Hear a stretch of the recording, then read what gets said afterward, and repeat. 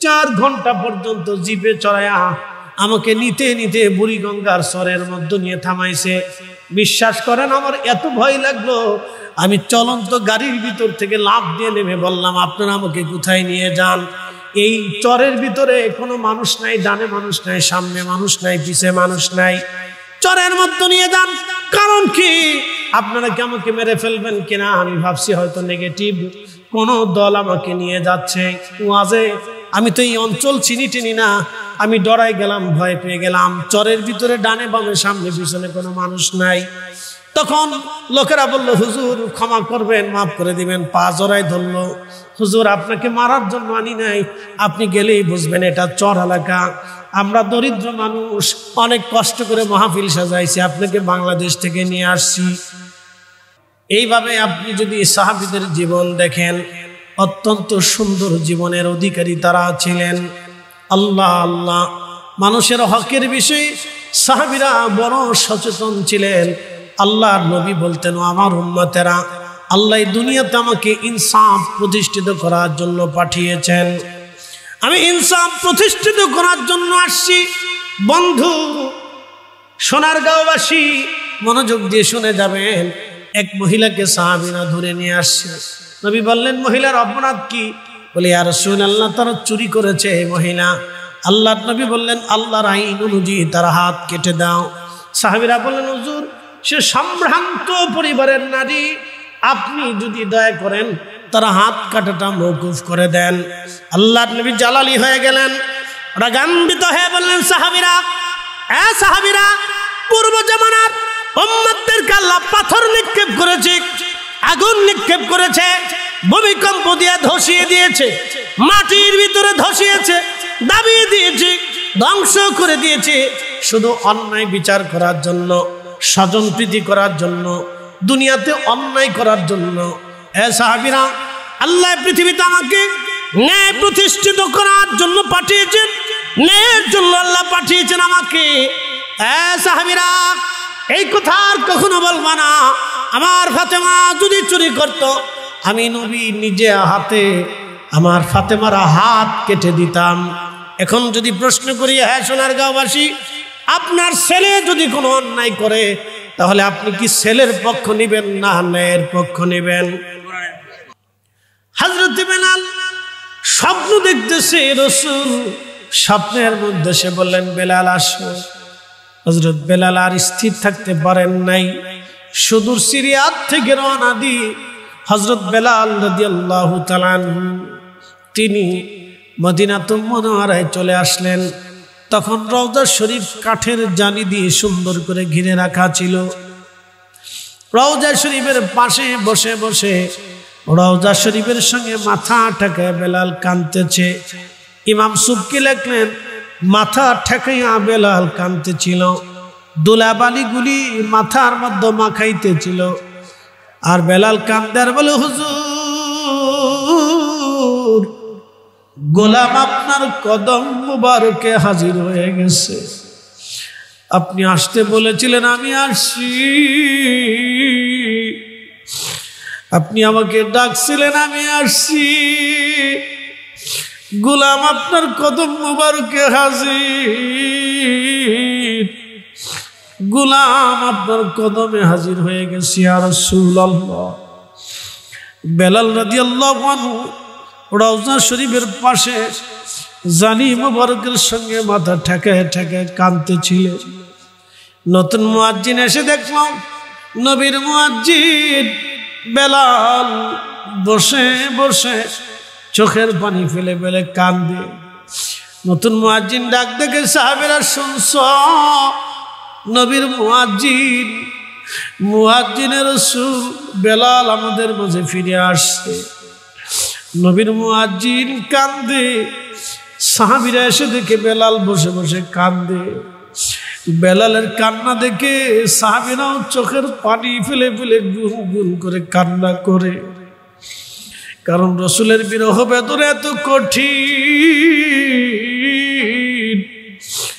আল্লাহর নবীর বিরহ বেদনা এত কঠিন ছিল, সাহাবীরা নিজেদেরকে স্থির রাখতে পারতেছিল না। বেলাল কান্দে, সাহাবীরা কান্দে। সাহাবীরা বারবার বলল, বেলাল রে আজানটা দাও। বেলাল ডাক ডাক, সাহাবীরা আমি যেটা পারবো না, আমাকে সেটা অনুরোধ করো না। আমি আজান দিলে নবী আসতো, আমি কারে আজান শোনাবো? আমার নবীর ইন্তেকালের পরে আমি কখনো আর আজান দেই নাই। আমি নিয়ত করছি, সাহাবীরা রে কখনো আর আজান দিব না, আমাকে অনুরোধ করো না রে সাহাবীরা। সাহাবীরা ডাক দিয়ে বলল, আমাদের কোথায় বেলাল আজান দিবে না? যাইয়া দেখো হাসান আর হুসাইন ঘরের মধ্যে আসেনি। 7 নম্বর গেট বাবু সালাম দিয়ে একটা দরজা দিয়ে আপনি হেঁটে হেঁটে যদি চলে যান, দেখবেন একটা মসজিদ আছে, মসজিদ আলী। আসলে এটা মসজিদ ছিল না, হযরত ফাতেমার বাড়ি ছিল, মসজিদ বানায় রাখা হয়েছে। এখানে ফাতেমা হাসান হুসেনকে নিয়ে থাকতেন। সাহাবীরা এখান থেকে হাসান হুসেনকে নিয়ে আসলেন। দেখতে আমার রসুলের চেহারার মতো ছিল, 2 ভাই, নানার চেহারা পাইছিলেন। ইমাম হাসান হুসেন যখন রওজা শরীফের পাশে এসে দাঁড়ায় গেলেন, বেলাল রওজা শরীফ থেকে উঠা ইমাম সুবকি আর শিমাউস সাকামের মধ্যে লেখেন। ইমাম হাসানের বুকের মধ্যে মাথা ঢাকাইয়া গুন গুন করে জড়ায় ধরে কাঁদতেছে। আবার ইমাম হুসাইনের বুকের মধ্যে মাথা ঢাকায় কান্দে। ইমাম হাসান ডাক দে বলো, নানার মুয়াজ্জিন, যেই লাহান দিয়া এই মসজিদে আজান দিতা, নানারে শোনাইতা, নানার মুয়াজ্জিন, আজকে মিনারায় যাও, আমাদেরকেও একবার আজান শোনাইয়া যাও। প্রিয় উপস্থিতি, হযরত বেলাল এই সময় আর চুপ থাকতে পারেন নাই, স্থির থাকতে পারেন নাই, তিনি দৌড়ায় চলে গেলেন। যে ছাদের উপরে দাঁড়িয়ে আজান দিতেন, ওই ছাদের উপরে চলে গেলেন আজান দেওয়ার জন্যে।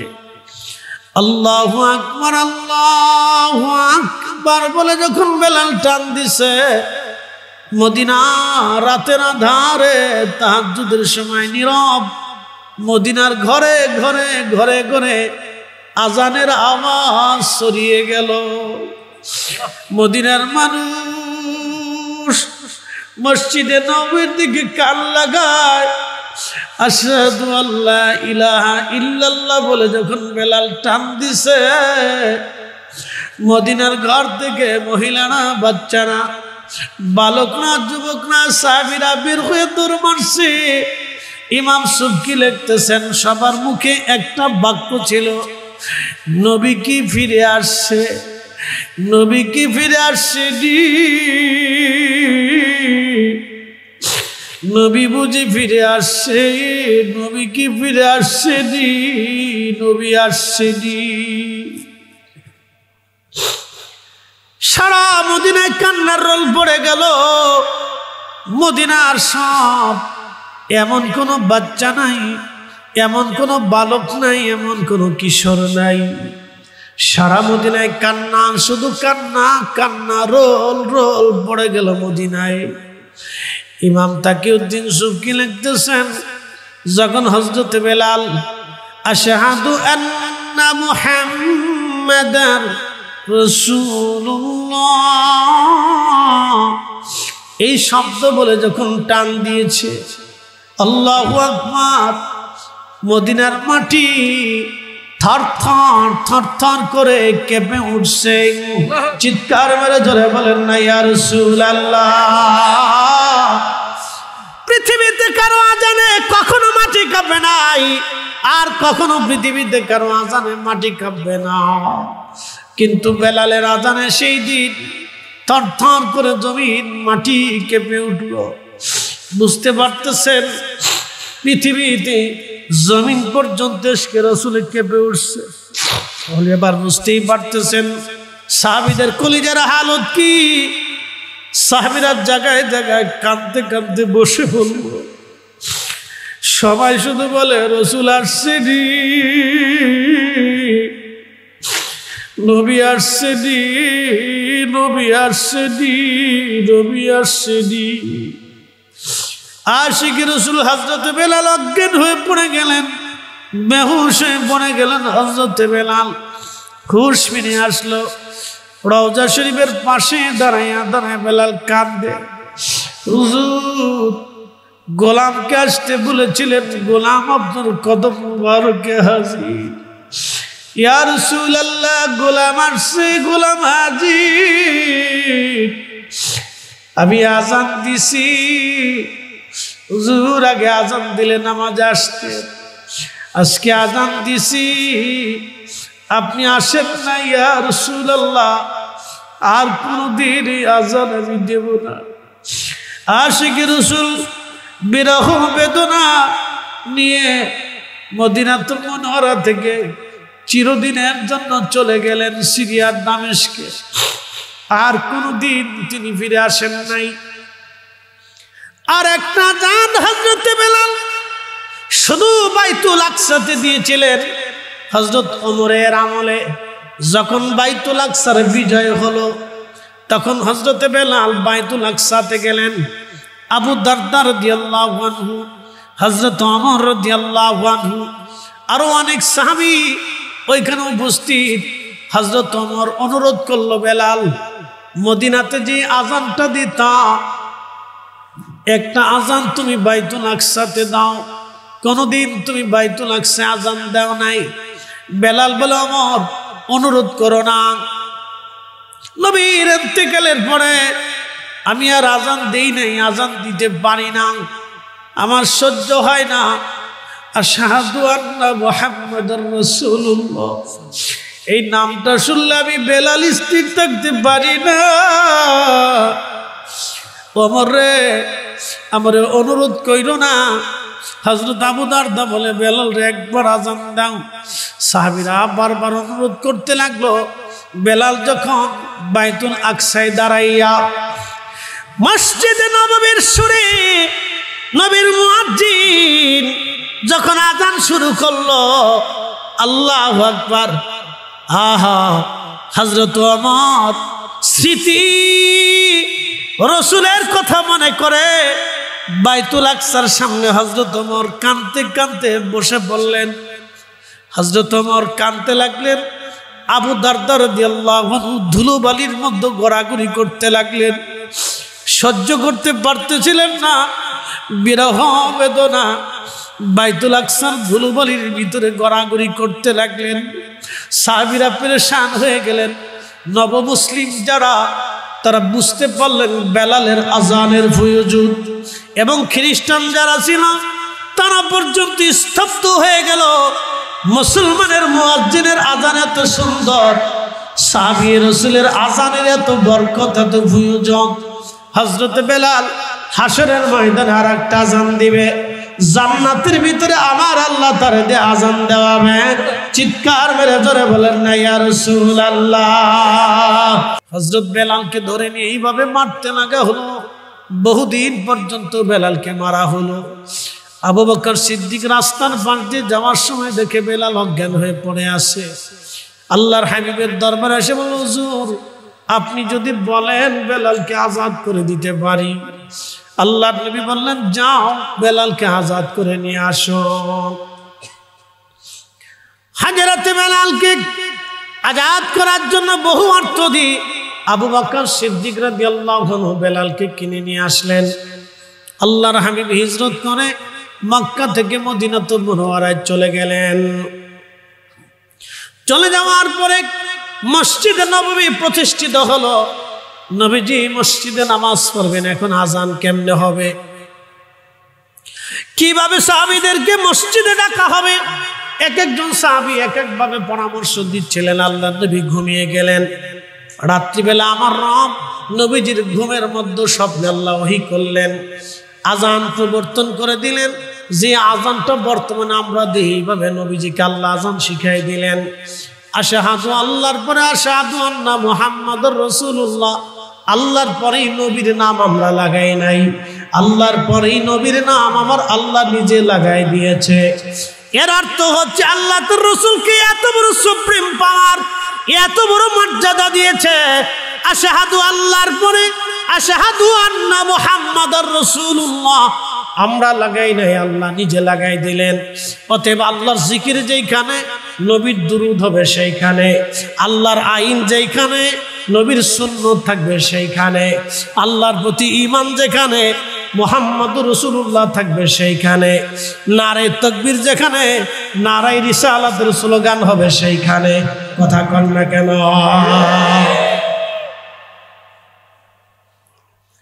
সোনারগাঁওবাসী মনোযোগ দিবেন, আজান এসে গেল।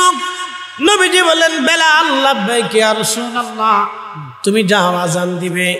বনু নাজ্জার গোত্রের একটা মহিলার কোনো সাদ ছিল, ওই সাদের রাদিয়াল্লাহু আনহু আজান দিতেন। সেই সাদের ওই অংশটুকুন এখনো মসজিদে নববীর ভিতরে পড়ে গেছে। অর্থাৎ রিয়াজুল জান্নাত নবীজির মিম্বার শরীফের পিছনের দিকে আপনি যদি আগায় আসেন তো দেখবেন এইখানে একটা ছাদের মতো করে এখনো সুন্দর করে টাইলস দিয়ে ঢালাই করে ছাদের মতো বানায় রাখা হয়েছে। মুয়াজ্জিনরা ওইখানে দাঁড়ায় এখনো আজান দেয়। কিয়ামত পর্যন্ত নবীর মসজিদের মুয়াজ্জিনরা সেইখানে দাঁড়ায় দাঁড়ায় আজান দিবে। যেইখানে দাঁড়াইয়া বেলাল আজান দিত, এখনো মসজিদে নববীতে সেইখানে দাঁড়াইয়া মুয়াজ্জিনরা এখনো আজান দেয়। হযরত বেলাল ওইখানে দাঁড়া আজান দিতেন। আজান দেওয়ার পরে রাসূল নামাজ আসতেন। আল্লাহর হাবিব একাধারে বহুদিন পর্যন্ত বেলাল নবীর খেদমত করলেন। মুয়াজ্জিনে রাসূল, নবীর মুয়াজ্জিন হযরত বেলাল নবী যেখানে যাইতেন বেলালকে সঙ্গে করে নিয়ে যাইতেন। একজন মানুষ আর একজন মানুষকে চার কারণে মোহাব্বত করে। 1 নম্বর জামালিয়াত, 2 নম্বর কামালিয়াত, 3 নম্বর কারামাত, 4 নম্বর ইহসান। 1 নম্বর জামালিয়াত মানে সৌন্দর্য। একজন মানুষ যদি সুন্দর হয় তখন একজন মানুষ আর একজন মানুষকে মোহাব্বত করে। 2 নম্বর কামালিয়াত, একজন মানুষ যখন কামেল হয়ে যায়, আল্লাহওয়ালা হয়ে যায়, আমার রসুলের গোলাম হয়ে যায়, তখন মানুষ মানুষকে মোহাব্বত করতে থাকে। 3 নম্বর কারাবাত, কারাবাত মানে নৈকট্য। আপনি যত কাছাকাছি পাশাপাশি বসবেন, যত হাদিয়া তোহবা দিবেন নিবেন, আদান প্রদান হবে, চা খাবেন চা দেবেন, একসাথে ঘুরবেন, ততই মোহাব্বতের সৃষ্টি হতে থাকে। 4 নম্বর এহসান, এহসান মানে দয়া। আপনি যত মানুষকে দয়া করবেন মানুষ আপনার প্রতি মহব্বত তো বাড়তে থাকবে। শুধু মানুষ না, আপনি যদি একটা বাঘের দয়া করেন, একটা সাপের দয়া করেন, বন্য পশুর দয়া করার পরে দেখবেন সে আপনার অনুগত হয়ে যায়। আর কুত্তা হলে তো সে জীবন দিয়ে দিবে, কিন্তু বেঈমানি করবে না। এটার নাম এহসান, দয়া। দয়া 4 কারণে একজন মানুষ আর একজন মানুষকে ভালোবাসে। আমার রসুলের মধ্যে 4টা জিনিস ছিল। 1 নম্বর জামালিয়াত, 2 নম্বর কামালিয়াত, 3 নম্বর কারামাত, 4 নম্বর ইহসান। এই 4টা জিনিস আমার রসুলের মধ্যে থাকার কারণে সাহাবীরা নিজেদের জীবনগুলি উজাড় করে দিয়ে, নিজের জীবন উজাড় করে দিয়ে সাহাবীরা রসুলের খেদমত করতেন। হযরত বেলাল প্রত্যেক দিন আজানে আজানে মহাব্বতে এত দৃঢ় হলো, উনি আশিকি রসুল। আল্লাহ নবীর ইন্তেকালের সময় ঘনায় গেল। জিবরাইল আমিন আজরাইল 2 জন এসে নবীজির আল্লাহর হাবিবের হুজরা মুবারকে বসে গেল। আজরাইল বলতেছে, হুজুর আপনি অনুমতি দিলে আপনাকে নিয়ে আল্লাহর দরবারে চলে যাব, আর যদি অনুমতি না দেন আপনাকে রেখে আমি আজরাইল চলে যাব। ইয়া রাসূলুল্লাহ, আপনার যতদিন মন চাবে ততদিন আপনি উম্মতের মধ্যে বেঁচে থাকবেন। হুজুর এই সুপ্রিম পাওয়ার আপনার আগে আল্লাহ কাউকে দেয় নাই, আপনার পরে আল্লাহর কাউকে দেবে না। এটা শুধু আপনি নবীর জন্য সুপ্রিম পাওয়ার আল্লাহ দিয়ে দিছে। আপনার যতদিন মন চায় আপনি ততদিন উম্মতের মাঝে থেকে যাবেন। ইয়া রাসূলুল্লাহ, জিবরাইল ডাক দিয়ে বলতেছেন, হ্যাঁ নবী, আল্লাহর ফরমান এরকম, আপনি অনুমতি দিলে আপনাকে নিয়ে যাওয়া হবে। তবে ইয়া রাসূলুল্লাহ, আপনার মাশুক আল্লাহ আপনার দিদারে আগ্রহী হয়ে আছে। আপনি নবী আল্লাহর কাছে চলে যান, আমার আল্লাহ সেটা চায়। আল্লাহর নবী ডাক দেয়া বললেন, জিবরাইল আর দেরি করো না, আমাকে নিয়ে চলো মালিকের কাছে। আমি আর দুনিয়াতে থাকবো না, আমি আমার মাশূকের কাছে চলে যাব, আমি আমার রবের দরবারে চলে যাব, আমি আমার আল্লাহর দরবারে চলে যাব, আমাকে নিয়ে চলে যাও। হযরত আজরাইল জান কবজ করলেন, আল্লাহর নবী ইন্তেকাল হয়ে গেল। সারা মদিনার মধ্যে ছড়িয়ে গেছে নবী নাই, নবী নাই, নবী নাই, নবী নাই। 3 দিন পর্যন্ত মদিনার কারো ঘরের মধ্যে খাবার ছিল না। 3 দিন পর্যন্ত মদিনায় কারো বাড়ি রান্না হয় নাই। 3 দিন পর্যন্ত একটা বাচ্চা পর্যন্ত দুধ পর্যন্ত খায় নাই। কোলের বাচ্চারা পর্যন্ত দুগ্ধ সারাম দিয়ে দিল।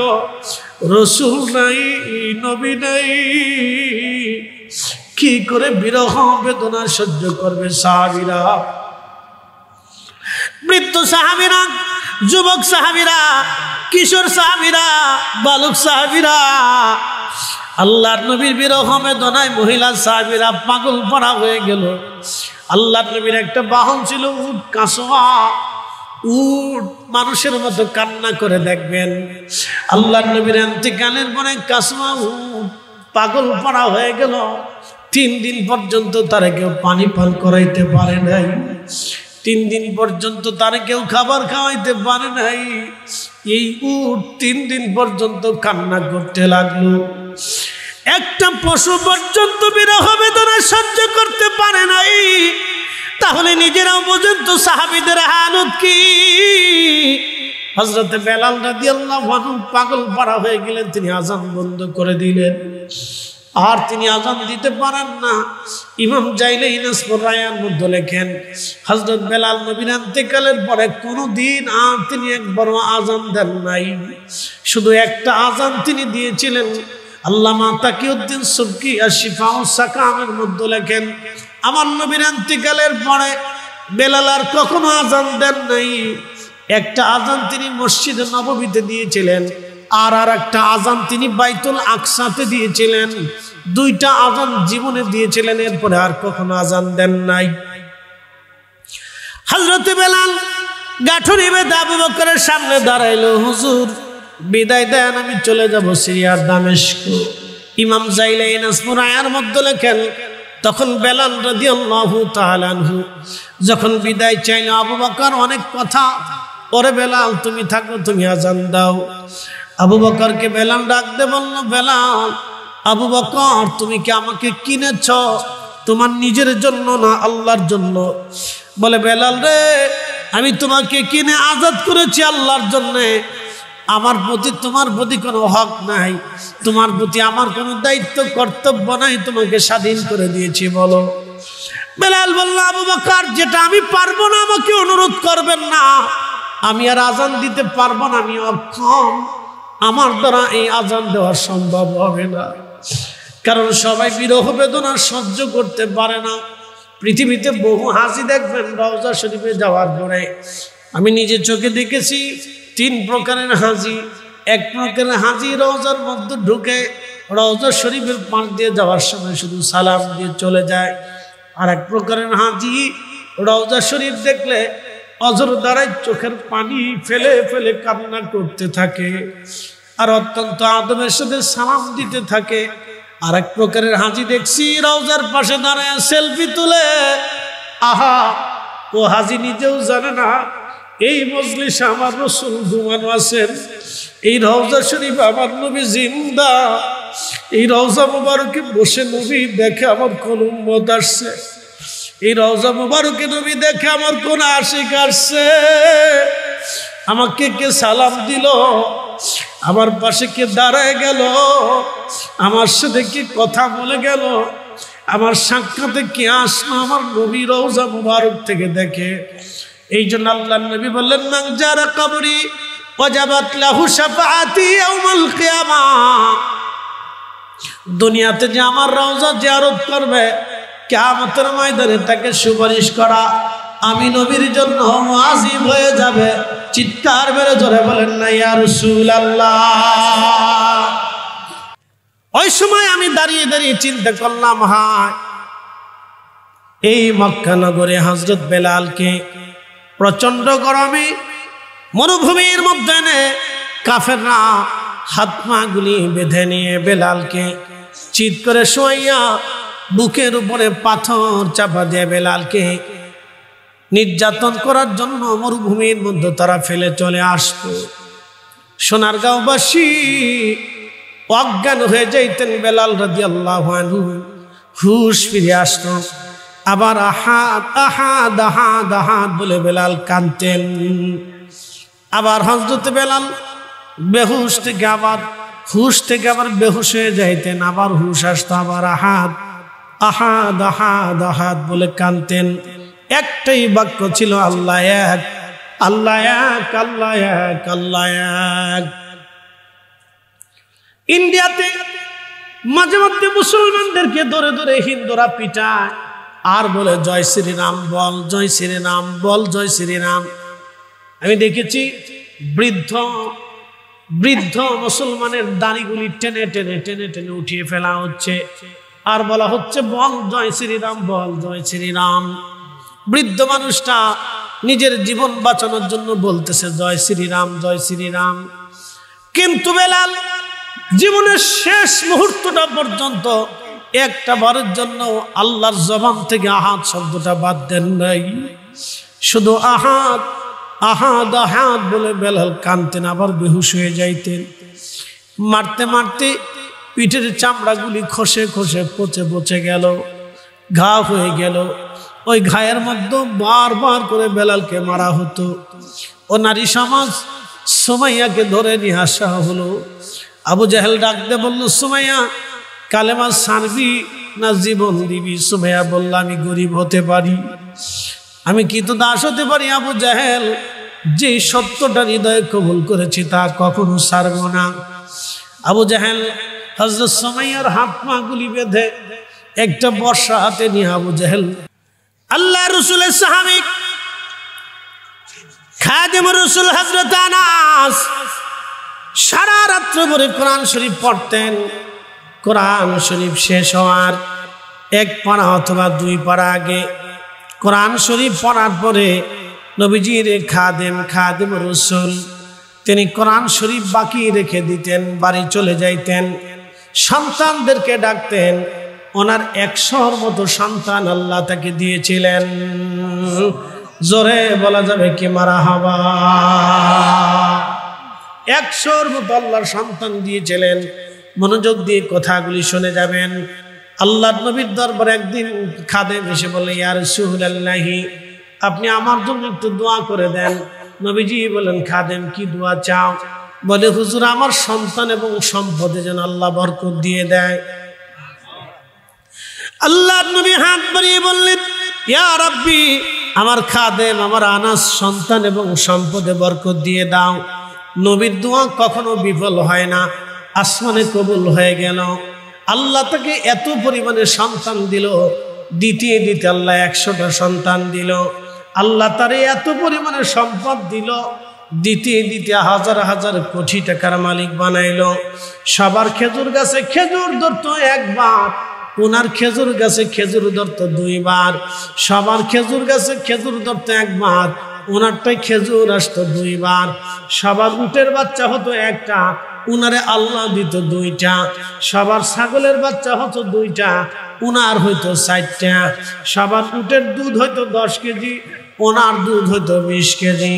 সবাইরে আল্লাহ যা দিত উনার আল্লাহ ডাবল ডাবল দিত। এটা আমার রসুলের দুয়ার বরকত। একবার জোরে বলবেন কি মারহাবা? বাকি কোরআনের পারাগুলি সন্তানাদি আপনজন সবাইকে নিয়ে বসে যাইতেন খাদেম রসুল। বসে যাওয়ার পরে খাদেম বাকি পারাগুলি তেলাওয়াত করে সন্তানদেরকে নিয়ে দোয়া শুরু করতেন। আর তিনি বলতেন, হে আমার সন্তানরা, আমি আমার মাসুক নবীর পবিত্র জবান থেকে শুনছি, আমার রসুল বলেছেন কোরআন খতম দেওয়ার পরে যে দোয়া হয়, এই দোয়াটা রব্বুল আলামিনের দরবারে কবুল হয়ে যায়। এই জন্য তিনি কোরআন খতম দিয়ে সব সন্তানদেরকে নিয়ে ঘরের মধ্যে দোয়া করাইতেন। একবার জোরে বলা যাবে কি মারহাবা? তাহলে আপনারা বলেন, আমাদের বাড়ি কোরআন খতম দরকার আছে না নাই? এক কথা বলেন, প্রয়োজন আছে না নাই? নবী সাহাবীরা ইন্তেকালের পরে নবীজি কবরে নামানোর আগে সাহাবীদেরকে ডাকতেন, সাহাবীরা রে আসো, আমার এই সাহাবী কোনো ঋণ আছে কিনা বলো। সাহাবীরা খুঁটে খুঁটে জানতেন তার অমুক অমুক জায়গায় ঋণ পাওনা আছে। তাদেরকে ডেকে বলতেন তোমরা কি ঋণ মওকুফ করলা? কেউ মাফ করতো, কেউ মাফ করতো না। তিনি সাহাবী গরিব হলে নবীজি ধনী ধনী সাহাবীদেরকে ডেকে ডেকে এনে ওই গরিব সাহাবীর ঋণ মওকুফ করাইয়া তারপরে কবরে নামাইতেন। ঋণ মওকুফ না করানো পর্যন্ত আমার নবী কোনো সাহাবীকে কবরে নামাইতেন না। আর আজকে আপনি যদি মারা যান তাহলে আপনার ছেলে কান্দার করবে আব্বা রে। হযরত বেলালের কি অপরাধ ছিল, সুমাইয়ার কি অপরাধ ছিল, ইয়াসারের কি অপরাধ ছিল, হযরতে খাব্বাবের কি অপরাধ ছিল? শুধু কালেমা পড়ার কারণে সেই দিন তাদেরকে নরপিচাসের মতো মারা হলো। ও নারী সমাজ, বেলালের জীবনী শোনার আগে হযরত সুমাইয়ার জীবন শুনে যাও। সুমাইয়াকে ধরে নিয়ে গেল আবু জাহেল। তিনি একজন কৃতদাসী ছিলেন, খুবই হীন ক্ষীণ দরিদ্র। একটা কথা মনে রাখবেন, সারা পৃথিবীতে দরিদ্র মানুষ সবসময় নিষ্পেষিত হয়।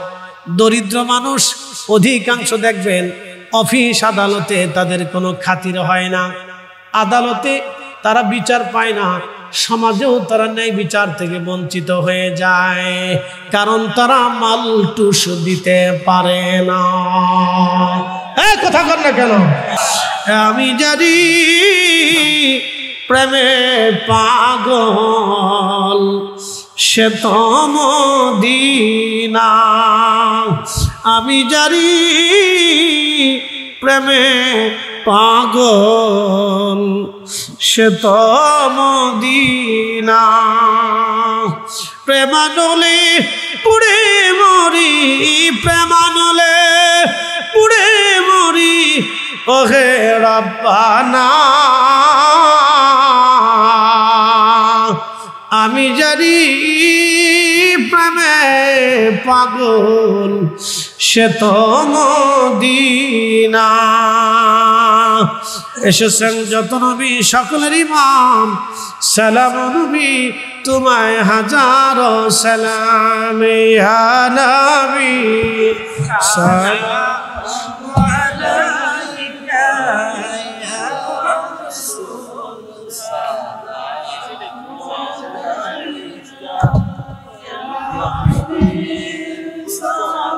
আজকে যারা বেদাতের দোহাই দিয়ে বন্ধ করলো, এই উম্মতের সর্বনাশ করে দিয়েছে। এই উম্মতের বড় সর্বনাশ করছে, অনেক বড় অপরিমিত সর্বনাশ তারা করছে, যার কোনো পরিমাণ নাই। কদম বসি উঠিয়ে দিছে, ছেলেরা এখন বেয়াদব হয়ে গেছে। কয়টা ছেলে ঠিক মতো সালাম দেয় আপনি দেখবেন তো, রাস্তা দিয়ে হেঁটে যাবেন সালাম দেয় না। কি কথা কর না কেন? সালাম দেয়? মুরব্বী বাবা বলেন তো, আপনার তো মুরব্বী বয়স হয়ে গেছে, আব্বুজি বলেন তো কয়টা ছেলে ঠিক মতো সালাম দেয়? আপনাদের সেই 20 বছর আগের স্মৃতিগুলি দেখেন তো। 20 বছর আগে আপনাদের জুনিয়ররা আপনাদের সামনে দিয়ে গেলে সালাম দিত, ছেলেপেলেরা মুরব্বীদের সামনে আসতো না, আপনারা নিজেরাই আপনাদের বাচ্চাদের সামনে বসে কথা বলতেন না। তারা যেটা বলতো এটাই ঠিক ছিল। কথা ঠিক আছে না ভাই? কেন? আমরা যত ফতোয়া মারছি তত ইসলামের ক্ষতি হয়েছে। আমরা শিখাই নেই, আদব শিখাই নেই। আবার আমরা রসুলের তাজিমে দাঁড়ায় আদব দেখাই, তখনও বেদাতের ফতোয়া মারছেন। যা মারছেন তো মারছেন, মাইরে কি করছেন? কিচ্ছু করতে পারেন, ক্ষতি করছেন উম্মতের অপরিমিত ক্ষতি। আল্লাহ আমাদের এই ক্ষতির থেকে বের হয়ে আসার তৌফিক দিক সকলে বলে আমিন। কিচ্ছু হয়নি। কি হয়েছে? আমার দেশের হাজার হাজার বেহায়া তৈরি হয়েছে।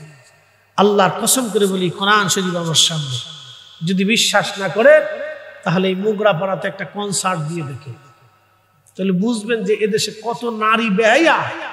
আপনি তখন বুঝবেন। নারায়ণগঞ্জে একটা কনসার্ট দিয়ে দেখেন তো দেখবেন যে এদেশে কত নারী সমাজ বেহায়া। জিন্সের প্যান্ট পরে, হাফ প্যান্ট পরে, টাইট প্যান্ট পরে, গেঞ্জি গাই দিয়ে, মাথায় ক্যাপ পরিয়ে দেন দিয়ে আপনার ফাঁক প্যান্ট নিয়ে গেল, শার্ট নিয়ে গেল, গেঞ্জি নিয়ে গেল, কয়দিন পরে জাঙ্গিটাও নিয়ে যাবো।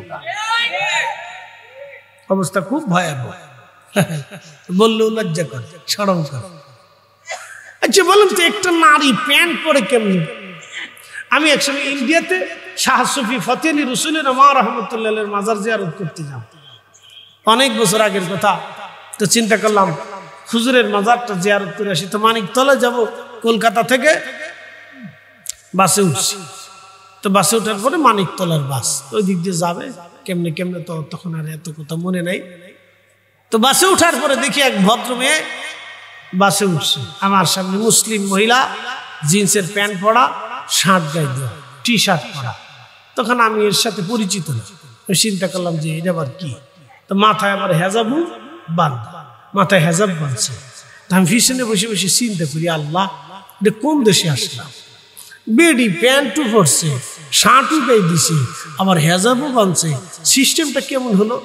সিস্টেমটা হলো একজনে ওয়াজে শুনছে, বাবারা পাগড়ি বাই দিয়ে নামাজ পড়লে 27 গুণ সওয়াব পাওয়া যায়, 70 গুণ সওয়াব পাওয়া যায়, এরকম ধরেন ওয়াজ শুনছে, খুব বরকত। পাগড়ি মাথায় দেওয়া নবীর সুন্নত, এটা শুনে শুনে খুব ভালো করে, খুব মনোযোগ দিয়ে শুনছে। এটা নেকি চিন্তা করছে তো বিরাট নেকি। তো লুঙ্গিটা টাইম দিয়ে খুলে মাথায় পাগড়ি বেঁধে পালাইছে। তো লুঙ্গি খুলে মাথায় পাগড়ি বাঁধলে যে নাকি মরি নারী প্যান্ট শার্ট পরিয়া মাথায় হেজাব বাঁধলে সেই নাকি। কি কথা কন না কেন? আর হয়েছে সোর জানি, তোমরা কি বাজবা। তো প্রিয় উপস্থিতি, খুব মনোযোগ দিয়ে, সেই মাথায় হেজাব বাঁধলে যে নাকি, লুঙ্গি খুলে পাগড়ি মাথায় দিলে যে নাকি, মহিলা মাথার উপরে প্যান্ট শার্ট পরিয়া মাথায় হেজাব বাঁধলে সেই নাকি। এটি কি পর্দা? একসাথে বলেন, এগুলি কি পর্দা? আমাদের সমাজে দিন দিন আসতেছে। যদি বিশ্বাস না করেন তো গুলশান চলে যান, বনানী চলে যান, যাই দেখবেন ওই প্যান্ট পরছে, শার্ট গায়ে দিছে, আবার মাথায় হেজাব বাঁধছে। বলছে কি পাগল দেশে, এই পাগল দেশে। শোনেন, আপনারা ওই এত পাগল হয়েছেন কেন বুঝলাম না কিছু। ইসমাইল, তোমরা বেশি পাগল হই না, ওয়াজ আমরা করি, বেশি আবেগী লোক বেশি ভালো না, সমস্যা। অডিয়েন্স যেটা চায় সেটা দিতে হয়, বুঝবা না, সামাজিকতা নিয়ে ওয়াজ করতে হয়। অডিয়েন্স যেটা পছন্দ করবে ওটাই করতে হয়, এটা নিয়ম। তারপরে তোমরা যেটা বলছো এটা আবদার আমি রক্ষা করার চেষ্টা করবো, এটা আমার নলেজে আছে। সারা দুনিয়া মাথার ভিতরে ঢুকাইতে পারলে তোমার এক কথা ঢুকাইতে পারবো না। সারা দুনিয়াটা মাথার ভিতরে আছে, সারা দুনিয়া না থাকলে ওয়াজ করা যায় না। আপনারা ভাবছেন আমি বসে রয়েছি, জোহরে একটা কইরে তারপরে এখানে আইছি, তারপরে এদের সাইডে আর একটা ধরবো, কালকে আবার বাদ জোহর ধরবো, প্রত্যেকদিন 3টে 4টে 5টাও আছে। ওরে বাবা, তুমি যদি থাকতে বাবা, আমার কোনো চিন্তা ছিল না। ওরে আব্বা রে, আব্বা কাঁদতেছে, খুব কাঁদতেছে। আব্বার লিগে একবারে বুঝে শেষ। কিন্তু আব্বাই যে 6 লাখ টাকার দিন আছে, ও দিনা কেমনে দিবে ওই চিন্তা ফুলার নাই। কি কথা কন না কেন? উচিত কথা বলে দিয়ে যাচ্ছি। জমি বিক্রি করে হলেও ঋণ মওকুফ করে কবরে যায়, নালি পাওনাদার এসে বলবে আব্দুল করিম ঋণ দেও, 6 লাখ পাইতাম, আমার মেজো বাড়ির কাছে যা, মেজো তো বড়োর কাছে যা, বড় মার কাছে যা, মা কবে আমি তো বুঝি সুঝি না, আমি মহিলা মানুষ, ফুলাদের কাছে যা, ফুলার কবে যা, আমি পরে দেখবানি, চিন্তা করবানি কি করা যায় না করা যায়, বুঝছেন না? ওদিক দিয়ে বাপেরে কিন্তু কবরে কায়দা মতো বাটাম চালান দিতেছে। কথা ক্লিয়ার বুঝে যাবেন। আব্বা আমার কথা এখন সুন্দর খারাপ শোনা যাবে, কিন্তু বাস্তবতা থেকে বলতেছি। সন্তান বাবার ঋণ পরিশোধ করবে চিন্তা মাথার ভিতরেই নাই, স্ত্রী স্বামী ঋণ শোধ করবে চিন্তা নাই, স্ত্রী কাঁদবে, ওরে জরিনার বাপ তুমি যদি থাকতারে আমার কোনো চিন্তা ছিল না রে। কথা তো সত্য। আপনার স্ত্রীও আপনার ওই সময় ঋণের চিন্তা করবে না যে আমার স্বামী ঋণ কি পরিমাণ আছে, এটার মওকুফ আগে করে আমার স্বামীর কবরে পাঠাও, পাঠাও, আমার স্বামীর আগে কবরে পাঠাইতে হলে আমার স্বামীর ঋণ মওকুফ করাইতে হবে। হ্যাঁ আব্দুল করিম, তোর আব্বার কি ঋণ আছে আগে খুঁজে দেখ, আমার স্বামীর ঋণ পরিশোধ করে তারপরে কবরে পাঠাইতে হবে।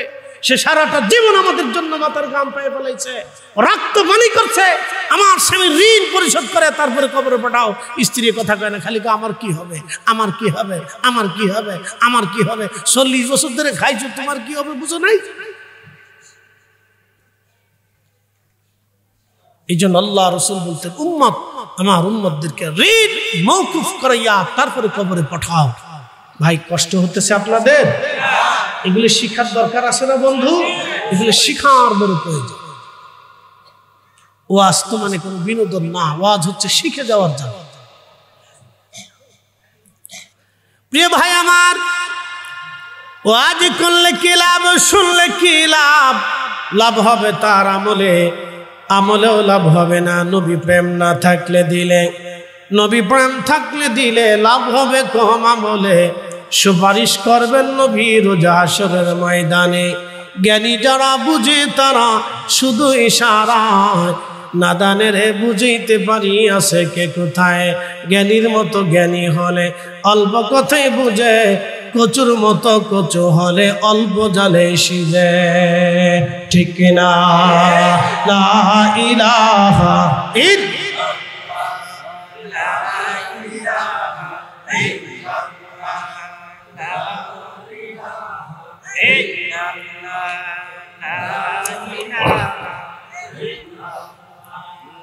লা ইলাহা হাসবি রাব্বি জাল্লাল্লাহ মা ফি কলবি গায়রু। আহা নূর মুহাম্মদ, বলি নূর মুহাম্মদ, পড়ি লা ইলাহা ইল্লাল্লাহ, লা ইলাহা, লা ইলাহা ইল্লাল্লাহ মুহাম্মাদুর রাসূলুল্লাহ সাল্লাল্লাহু আলাইহি ওয়াসাল্লাম। প্রিয় বন্ধু, খুব মনোযোগ দিবেন। জোরে বলেন, জোরে জোরে জোরে। ছেলের পক্ষে না ন্যায়ের পক্ষে? তো ন্যায়ের পক্ষে নিলে আমার দেশে মামলা হওয়ার কথা না। কি কথা কন না কেন? ন্যায়ের পক্ষে নিলে আমার দেশে মামলা মোকদ্দমা সালিশ দরবারে তো হওয়ার কথা না, বাপেই বিচার করি। কি কথা ঠিক আছে না ভাই?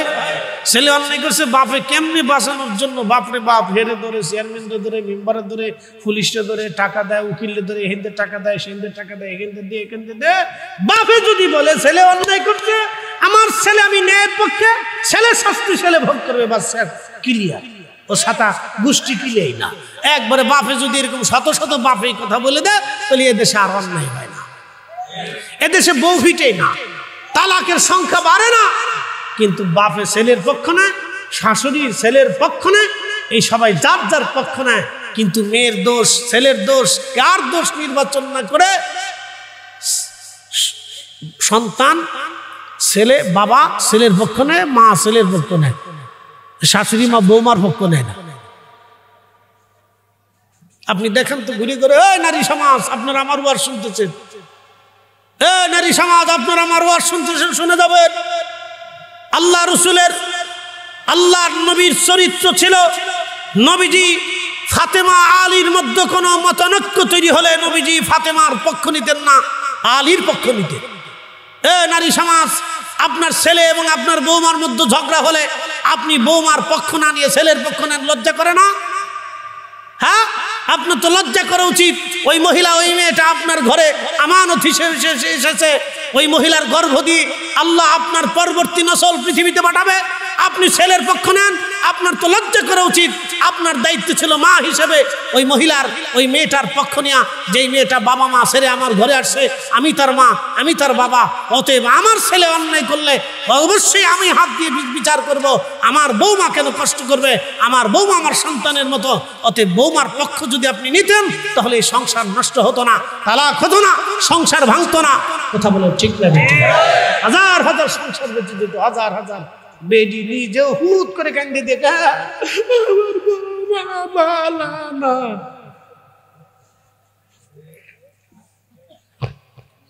কথা খারাপ কইছি ভাই, এলো ফ্যামিলির কথা বলতেছি। শোনেন, যদি আমার এই ওয়াজের টপিকস না, ওরা বলছে হুজুর বেলালের ওয়াজ শোনাবে, এখন বেলালের ওয়াজে যাই, সামনে আসুন, বেলালের ওয়াজ শুনাইতেছি। আচ্ছা, বেলাল রাদিয়াল্লাহু আনহুকে মারা হলো কি কারণে? লা ইলাহা মুহাম্মাদুর রাসূলুল্লাহ সাল্লাল্লাহু আলাইহি ওয়াসাল্লাম। কালেমাটা কি? এবার বুঝে যান কালেমাটা কি। এক আল্লাহতে বিশ্বাসী হওয়া, পরকালে বিশ্বাসী হওয়া, ফেরেশতায় বিশ্বাসী হওয়া, নবী রাসূলে বিশ্বাসী হওয়া, এবং আল্লাহ যাহা এই কোরআনে হালাল, আল্লাহ যাহা হারাম, আল্লাহ যাহা বৈধ করছে, আল্লাহ যাহা অবৈধ করছে, তাহা নিজের জীবনে একবারে প্রতিষ্ঠিত করার নাম লা ইলাহা ইল্লাল্লাহ। এটা কালেমা বুঝে যায়।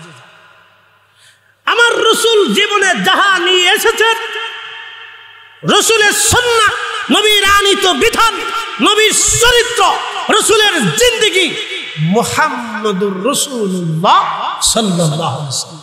কালেমা বুঝে কয়জন? কালেমা মানে কয়জন? এবার বুঝে।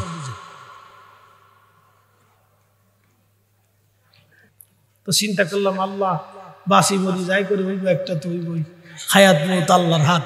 পরে গাড়িতে আবার উঠছি, উঠতে যাইতে যাইতে যাইতে যাইতে যাইতে যাইতে ব্রহ্মপুত্র নদের চরের মাঝখানে, আহা, আমি রাত্রিবেলা মাহফিল করলাম, হাজার হাজার মানুষ, কত মানুষ আসছে, মহিলা পুরুষ দিয়ে, এই টলার মোলার দিয়ে বিভিন্ন জায়গা থেকে আসছে।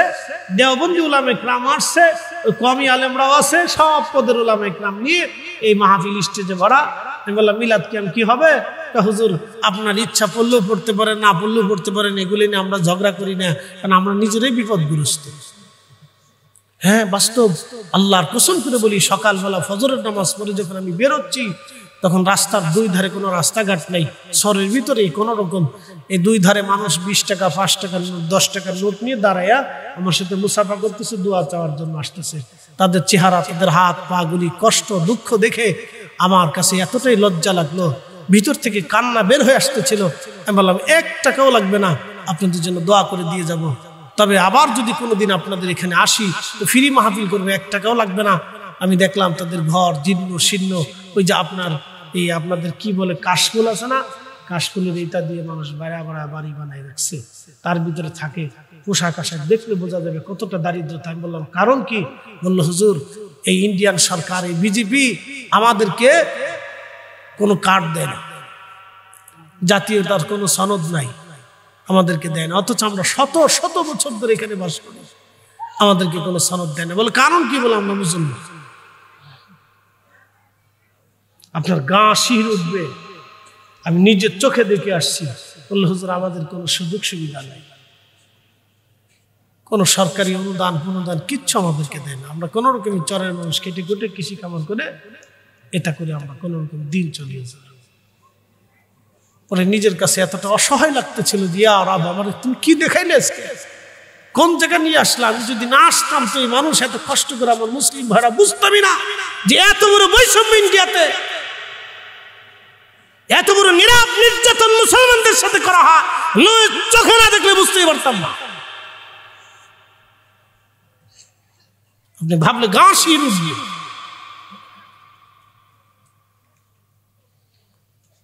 বলার ভাষা নেই। অপরাধ কি মুসলমান? ওরা চুরি করে না, ডাকাতি করে না, মানুষ খুন করে না, কারো সম্পদ মেরে খায় না। গরিব মানুষ, ওরা পরিশ্রম করে মাঠে ঘাটে খেটে খুটে খায়। এটা তিতা লাগবে, হক তিতা, হক তিতা। এদেশের হাজার হাজার গরিব মানুষের বিচারে হাজার হাজার গরিব মানুষ তার ন্যায্য বিচার খুঁজে পায় না। কারণ কি? সে দরিদ্র মানুষ, গরিব মানুষ। আর এদেশে যারা সমাজে ন্যায় বিচার করে, তাদেরকে সমাজ বেশি দিন টিকতে দেয় না। কি কথা কন না কেন? এই সমাজ তাদেরকে বেশি দিন টিকতে দেয়, বাঁচতে দেয় না। হয় মেরে ফেলবে, আর না হয় তাড়িয়ে দিবে, আর না হয় যে কোনো একটা ঝামেলা করে তারা সরাই দিবে, টিকতে দেয় না। ভাই, আমি যাহা বলতেছি সাতটা বলতেছি, এগুলো আমাদের দায়িত্ব বলার। আল্লাহ এখানে আমানত দিছে আমাদেরকে, আল্লাহর কসম করে বলি, আল্লাহ আমানত দিছে। যাওয়ার সময় কিছু হাদিয়া তো হবে, আপনারা আমাকে দিবেন। আনার সময় খুব সুন্দর করে খাওয়াইছে, ভাবতেছেন হিসাব দিতে হবে না? মেহেশরের মাঠে যদি আল্লাহ জিজ্ঞেস করে তো কি জবাব দেব? বলেন তো, এখানে আল্লাহ আমাকে বসিয়েছেন, আমার চেয়ে বিজ্ঞ বিজ্ঞ বড় বড় আলেম পৃথিবীতে বাংলাদেশে আছে হাজারে হাজারে লাখে লাখে। হয়তো আল্লাহ তাদেরকে এখানে কবুল করেন নাই, তাদেরকে হয়তো আল্লাহ মাদ্রাসাতে কবুল করছেন, তারা মাদ্রাসাতে দর্শ দেন, কিন্তু আমার আল্লাহ হয়তো এডেন্সের ভিতরে আপামর জনতার সামনে আল্লাহ আমার বসাইছে। আল্লাহ আমার বসাইছে, তাহলে আমাকে কিছু হক কথা তো বাবা বলতে হবে, কিছু সৎ কথা বলতে হবে না ভাই, নাহলে ঘুণে ধরা মানুষগুলি পথভ্রষ্ট হবে। কত দরিদ্র মানুষ আশায় বসে থাকে জানেন, আপনি জানেন না। হয়তো দরিদ্র মানুষগুলি যখন অভাবের তাড়নায়, এদেশে যখন কারো অভাব যখন আসে তখন সে কি যে দিশাহারা থাকে, এটা না অভাবে না পড়লে বুঝবেন না, অভাবে না পড়লে বুঝবেন না। বুঝতে পারছেন আমি কেন দরিদ্রতার কথা মানুষের কাছে বলি? আমি নিজে এমন একটা টাইম গেছে, আমি মাদ্রাসাতে একবেলা খাবারের পয়সা থাকতো না, ক্ষুধায় বহু রজনী ক্ষুধার্ত থেকে না খেয়ে আমি রাত্রিবেলা ঘুমিয়েছি, পেটের ভিতরে বালির চাপা দিয়ে ঘুমিয়ে থাকতাম। বুঝতে পারছেন? এখন আমার টাকার খাবার আমার পিছে দইছে।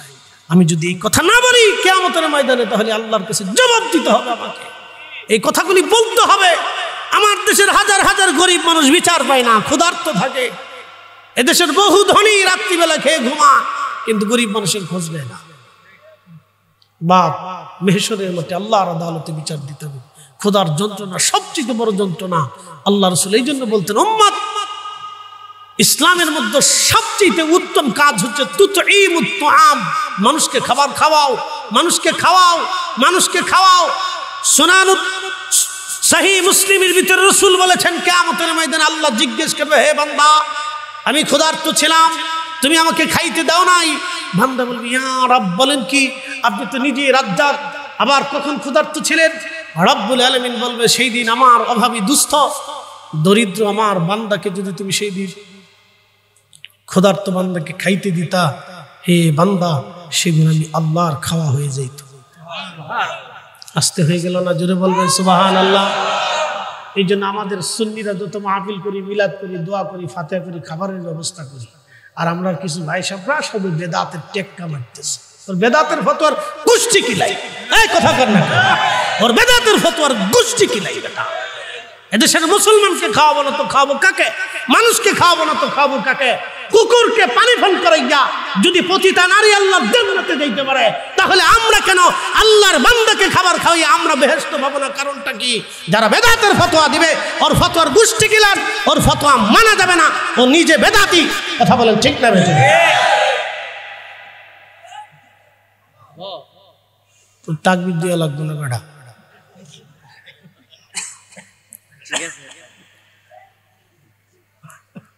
কথা খারাপ করছি ভাই? যা বলছি যুক্তি সম্পন্ন বলেছি, আল্লাহ কবুল করুক বলে না। আসেন আপনাদের ইচ্ছা আর ওয়াজের দিকে ফিরে যাই, নইলে সারা রাত খালি খুদকুদ খুদকুদ করবো। হুজুরের কয়লা, হুজুর কইল না, এক জায়গায় করছি না বিদে টেহাই দেওয়ার চাই না, শেষে হাদিয়া দিতাম না হুজুর, পরে না বললো বিরাট জ্বালা। হাই হ্যাঁ কোন জ্বালার ভিতরে পড়ছে, কনা হুজুরের টেহা দিতাম না। বেটা কাইল দেওয়া অস্থির, হুজুর আমার এই ওয়াজ করলো না কেন?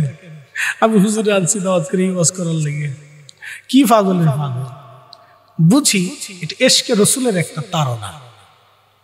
এই ওয়াজ শুনলে আপনাদের কলিজায় রসুলের এশকের ধাক্কা লাগে, এটা আমি বুঝি। এই ওয়াজে লক্ষ লক্ষ মানুষের হৃদয় বিগলিত হয়েছে, সর্বমহলের যারা আমাদের বিপরীত তারাও এই ওয়াজ শুনে কেঁদেছে। বলে অনেক সময় হেরে মেয়ে জড়াই ধরে বলতেছে, ফরিদি ভাই কি ওয়াজ করলেন আপনি? আচ্ছা এটা কি আমার বেদাত নাকি?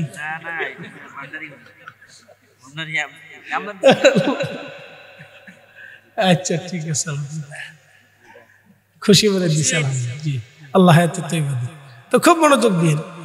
আমি তো বুঝি যে আপনাদের ইশকে রাসূলের কারণে বলে, আর এটা কেন হবে না বলেন তো? এই আলোচনাটা রাসূলের সাহাবীদের জীবনের এক গুরুত্বপূর্ণ দিক আমি আপনাদেরকে বুঝাই। একজন সাহাবী তাকে মারতে মারতে মারতে মারতে, এই বছর আমি নিজে হজে ছিলাম, প্রচন্ড গরমে, কোন কোন রিপোর্ট আসছে 17,000 হাজি মারা গেছে শুধু গরমে। আপনি বুঝতে পারছেন, কেউ কোন রিপোর্ট আছে 7,000 10,000, এক একজন এক একটা রিপোর্টে কত মারা যায় তো বোঝা যায় না। প্রতিনিয়ত জানাজা হয়, প্রতিনিয়ত কবর হয়, প্রতিনিয়ত মরে যাচ্ছে, হসপিটালে যাচ্ছে, এখানে মরতেছে সেখানে মরতেছে, এটা বোঝা যায়। আমার চোখের সামনে আরাফাতে হাজী ছটফট করে মরে গেল, একবারে চোখের সামনে। দুইজন, একজন মরে গেল আর একজন কোন রকম জান আছে। আমি ওই বরফের পানি দিয়ে তার মাথায় পানি পুনি দেওয়ালাম, কত কিছু। হাজী আরাফাতে মারা গেল আমার চোখের সামনে বছর গরমে। আহা, আমি নিজে এই প্রকারের হাজী দেখছি, বাপরে বাপ, কত কোয়ালিটির হাজী রে ভাই। কোন হাজির আছে কোনো অনুভূতি নেই, আল্লাহু আকবার, হাজী চলে আসতেছে, কোনো অনুভূতি নেই, শুধু সালাম দিয়ে চলে আসতেছে। সে ভাবেই না, বুঝতেই পারে না এখানে রাসূল করিম জিন্দা। আল আনবিয়া ওয়াহইয়াউন ফি কুবুরিহিম, নবীরা তার রওজাতে জিন্দা। রাসূল দেখে আমার কোন উম্মত আসলো, কে আমাকে সালাম দিল। একসাথে বলবেন আল্লাহু আকবার। তো বেলাল বিরহ বেদনা সহ্য করতে না পেরে তিনি চলে গেলেন, মদিনাতে থাকতে পারেন। দেখবেন আমার দিকে তাকান, মা সন্তান মারা যাওয়ার পরে সবাই ভুলে যায়, কিন্তু মাটা ভুলতে পারে না। কথা ঠিক আছে না ভাই? ওই মা জানালার পাশে সন্তানের কবরের দিকে তাকায় বসে কাঁদে, মা সন্তানের জামা ধরে কাঁদে, সন্তানের খাটের পাশে বসে মা কাঁদে, ছেলেটার বই ধরিয়া মা কাঁদে, ছেলেটার কবরের পাশে দাঁড়ায় দাঁড়ায় মা কাঁদে। সবাই ভুলে যায়, কিন্তু মা ভুলে না, ও মা কাঁদতে থাকে। কারণ কি? মায়ের দয়া বেশি। মাটা বিরহ বেদনা সহ্য করতে পারতেছে না। সে যে সন্তান ছেড়ে দিছে, সন্তান চলে গেছে, এই বিরহ মার সহ্য হচ্ছে না। কিন্তু মা চলে গেছে কবরে, সন্তান ভুলে গেছে, সন্তান মার কথা মনে নেই, কবরের পাশেও যায় না। আর শতান আজাজিলের পাল্লায় পড়লে তো দোয়াও ভুলে গেছে, দোয়াও মানে না। কি কথা কন না কেন? আহা, জিন্দিগি বরবাদ। কষ্ট হতেছে আপনাদের? বিবেক থেকে কিছু বুঝে যেতে হয়, সবকিছু দলিল থেকে হয় না, সব শুধু দলিল থেকে হয় না, বিবেক থেকে বুঝতে হয়। অনেকে বলে হুজুর আবেগ দিয়ে কি ধর্ম চলে? আবেগ ছাড়া ধর্ম হয় না। বাপরে, গোসলুল মালায়েকা হযরত হামজালা উহুদের যুদ্ধের ময়দানে বিনা গোসলে চলে গেলেন, দলিলে যায় নাই, আবেগে চলে গেছে। হযরত মালিক ইবনে সানানা রক্ত পান করেছিলেন, দলিলে না আবেগে। ওয়াসাল কারণী দাঁত ভেঙেছিলেন, দলিলে না আবেগে, আবেগে আবেগে। হযরত আবু বকর সিদ্দিক তার 5 বছরের একটা মেয়ে 50 ঊর্ধ্ব একজন রাসূলের কাছে বিয়ে দিলেন। আচ্ছা বলেন তো, আমি যত সুন্দর বক্তা হই, আপনার 5 বছরের মেয়েটা আমার সাথে বিয়ে দিবেন? জীবনেও না, কোনো বাপ মেনেই দিবেন? বলে এটা অসম্ভব, হবেই না। আল্লাহ নবী বারবার বলেন, আবু বকর তোমার আয়েশা তো ছোট্ট। ইয়া রাসূলুল্লাহ, ছোট না বড় আমি বুঝি না, আমি চাই রাসূলের সাথে আমার আত্মীয়তা হবে। ইয়া রাসূলুল্লাহ, আপনি বারবার বারবার অনুরোধ করেন, হুজুর কবুল করেন, হুজুর কবুল করেন, আমি আত্মীয় হতে চাই, আপনার সাথে আত্মীয়তা করতে চাই। বুঝতে পারছেন? হযরত আবু বকর দলিলে আম্মা জানকে রাসূলের সাথে বিয়ে দিতে যান নাই, আবেগে গিয়েছিলেন, দলিলে না, আবেগে গিয়েছিলেন, আবেগে। মালিক ইবনে আনাস রাদিয়াল্লাহু আনহু মদিনার ইমাম, 80 বছর মদিনার সীমানার ভিতরে একটু থুতু ফেলেন। আমরা 8 দিনে কতবার থুতু ফেলছি, জুতা ছাড়া 1 মিনিট হাঁটতে পারি। আল্লাহু আকবার। তিনি 80টা বছর মদিনায় জুতা পরেন, 80 বছর পায়খানা পেশাব করেন, 80 বছর থুতু ফেলেন। লোকেরা জিজ্ঞেস করলো, ইমাম কোন দলিলে? উনি কোনো দলিল দেন না। এত বড় শরীয়তের একজন প্রণেতা, আপনি একটু চিন্তা করেন। উনি পৃথিবীতে 4 ইমামের এক ইমাম, মুস্তাহিদ তবকার প্রথম মুস্তাহিদ, মুস্তাহিদদের প্রথম তবকার মুস্তাহিদ, 4 ইমামের এক ইমাম। কোরআনেরও দলিল দিলেন না, হাদিসেরও দলিল দিলেন না, একটা দলিল দিলেন, যেই মাটির নিচে রাসূল ঘুমায়, আমি কি করে সেই মাটির উপরে পেশাব করব, পায়খানা করব, জুতা পরব, থুতু ফেলবো? আমি ইমাম মালিকের দ্বারা সেটা সম্ভব হবে না। একসাথে বলবেন আল্লাহু আকবার। দলিলে না ভালোবাসা? একসাথে বলেন দলিলে না ভালোবাসায়? ভালোবাসায়, ভালোবাসায়, দলিলে না ভালোবাসায়, আবেগে। আবেগ দিয়ে ধর্ম হয় না, আবেগ ছাড়া রসুলের প্রেম হয় না, আর রসুলের প্রেম না হইলে ঈমান হয় না। কি কথা কর না কেন? রসুলের প্রেম না হইলে কি হয় না? ঈমান হয় না। রসুলের প্রেম হবে, ঈমান হবে, প্রেম হবে না, ঈমান হবে না।